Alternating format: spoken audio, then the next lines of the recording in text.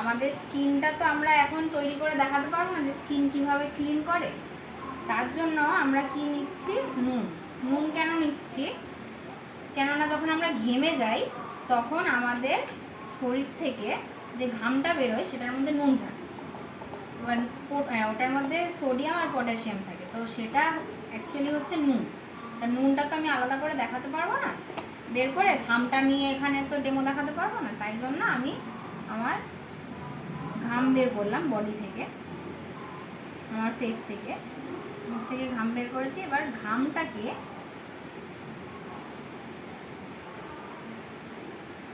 পরিষ্কার করছে কি করছে না সেটা দেখি। এটা আমাদের বাজারের ফেস ওয়াশ, দিলাম ভালো করে, ভালো পরিষ্কার করো। নামি দামি face wash, clean and care. আর এটা আমাদের মনিকের।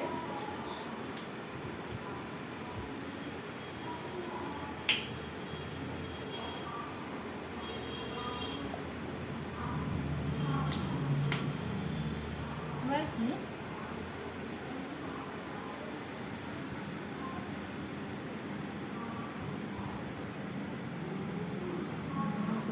এটা আমরা মুখ পরিষ্কার করছি, ঠিক আছে।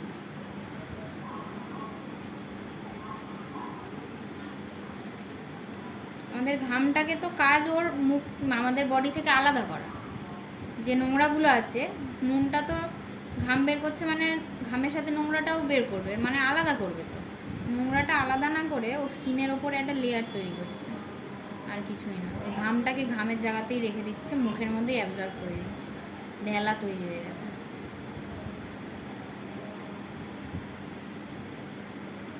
পরিষ্কার তো হলো না, ঘাম তো আলাদা হলো না, উল্টে ঢেলা হলো। কিছুই না, আমরা ভাবছি খুব পরিষ্কার করছে, ঘোড়ার ডিম করে। আর এটা আমাদের মদিকেয়ারের ফেস ওয়াশ।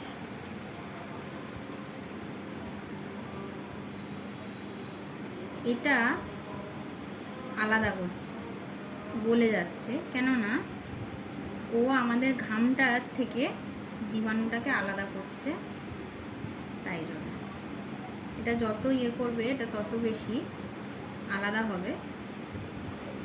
মুখের যে নোংরা সেটাকে আলাদা করছে, তাই জন্য নুনটাকে গলিয়ে দিচ্ছে, নোংরাগুলোকে টেনে বার করে আনছে।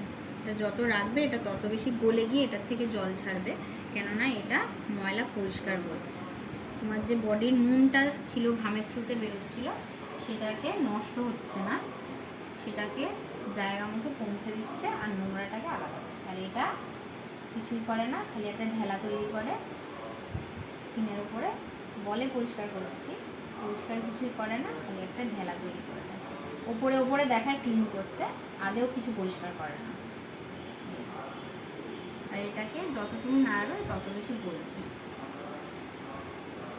গলে গলে দেখো অলরেডি দেখাবো ভাই এখানে ফেস ওয়াশ থেকে আলাদা হয়ে জিনিসটা পুরোপুরি আলাদা করছে, ময়লা